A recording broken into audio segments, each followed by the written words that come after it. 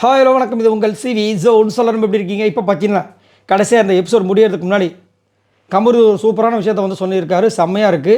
அதை வந்து விஜய் பார்வதி முதல் வந்து அக்செப்ட் பண்ணுறதுக்கு மறுத்தாங்க. அதுக்கப்புறமா நீ இப்படி தான் சொல்லுவேன் அப்படின்னு சொல்லிட்டு ஒரு சில விஷயங்கள் எடுத்திருக்காங்க.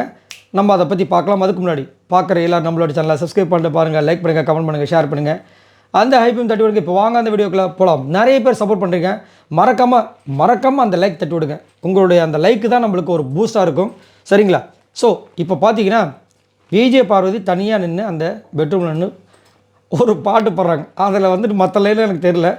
ஒரே ஒரு வார்த்தை மட்டும் இருந்துச்சு, எனக்கென யாரும் இல்லையே, எனக்கென யாரும் இல்லையே அப்படின்னு சொல்லி பாடிட்டு இருந்தாங்க. ஏன்னா கொஞ்ச நேரத்துக்கு முன்னாடி தான் கமருதி வந்துட்டு விஜய் பார்வதி நிற்க வச்சு நம்ம இதுக்கப்புறம் பேச வேண்டாம்னு ஒரு அதிரடியான முடிவு எடுத்துகிட்டா. ரொம்ப நல்ல முடிவு.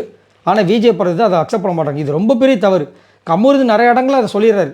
ஆனால் இவங்க தான் வந்து இல்லை அப்படி தான் இருக்கும் அப்படின்னு சொல்லிட்டு திரும்ப வாண்டடாக போகிறாங்க. அது தவறு. ஆனால் அவங்க ஏன் போகிறாங்கன்னா, நான் ஒன்று சொன்ன வந்து பார்த்திங்கன்னா உங்ககிட்ட ஒரு வென்டிலேஷன் எப்பயுமே இவங்களுக்கு தேவைப்படுது. இல்லைன்னா இவங்க பத்திரகாலியாக மாறிடுவாங்க. முன்னாடிலாம் பார்த்தீங்கன்னா கத்தி இது பண்ணுவாங்க.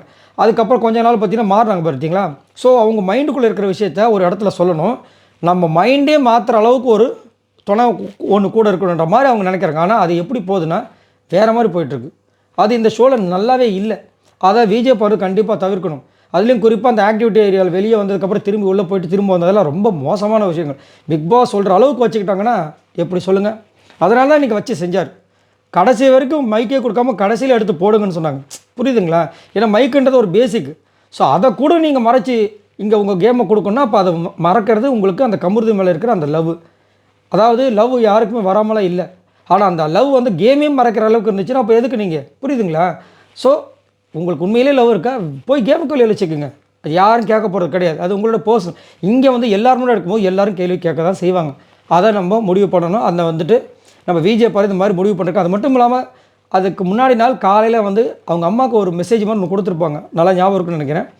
அம்மா, இங்கே இருக்கிற ஒரே ஹோப் எனக்கு இந்த பையன் மட்டும்தான். கமருதின்னு சொல்லியிருக்க மாட்டாங்க, இந்த பையன் மட்டும்தான். நான் வீட்டுக்கு வந்தோடனே சொல்கிறேம்மா அப்படின்னு சொல்லியிருப்பாங்க. ஸோ மேபி புரியுதுங்களா, மேபி இந்த முடிவு வந்து கூட முன்னாடியே எடுத்துருக்கலாம். இப்போ வந்துட்டு அங்கே வந்து சொன்னாலும் அழுதாலும் அவங்க முடிவு அதை கமருதிக்கிட்டே சொல்லிட்டாங்க. எனக்கு எப்படி தெரியும், நீ வாரம் வந்து இது மாதிரி ஒரு விஷயம் பண்ணிகிட்டு தான் இருக்கேன். ஒன்றும் பேச வேண்டாம்னா பேசவே வேண்டாம். ஃபினால் வரைக்கும் நம்ம பேசாமல் கூட இருப்போம், தப்பே கிடையாது. திரும்ப நம்ம ஜாயிண்ட் அடிக்க வேண்டாம். அதுதான் அவங்க கேட்குறது.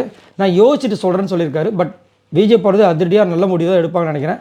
கண்டிப்பாக எடுத்தால் அவங்களுக்கு நல்லது. இல்லை அப்படின்னா கண்டிப்பாக 1 or 2 வீக்ஸில் கண்டிப்பாக பிரச்சனை வரும். அதில் வந்துட்டு ப்ராப்ளம். ஏன்னா நல்லா நோட் பண்ணி பாருங்கள், யாரோட விஷயங்களும் வெளியில் எக்ஸ்போஸ் ஆகாத டைமில் இப்போ அரோராவை பற்றி, துஷாரை பற்றி, இன்னும் நிறைய விஷயங்கள்லாம் வந்துட்டு போயிருக்கு முன்னாடி. அதெல்லாம் வந்து வெளியே வராமல் இவங்களது இப்போது தொடர்ச்சியாக வந்துகிட்டே இருக்குது அப்படின்னா வேறு சம் ப்ராப்ளம் போயிட்டுருக்குன்னு அர்த்தம். அந்த டைமில் இவங்களும் வந்துட்டு அதுக்கேற்ற மாதிரி பண்ணிட்டு இருந்தாங்கன்னா கொஞ்சம் கஷ்டம். ஸோ இப்போது நல்ல ஒரு முடிவு தான் எடுப்பாங்கன்னு நினைக்கிறேன். பார்க்கலாம். இதை அதே மாதிரி அவங்க அம்மா கிட்ட ஒரு விஷயம் சொல்லியிருந்தாங்க, நான் இதுக்கப்புறம் கேமில் ஃபோக்கஸ் பண்ண போகிறேன், மற்ற விஷயத்தில் நான் ஃபோக்கஸ் பண்ண மாட்டேன்னு தான் சொல்லியிருந்தாங்க.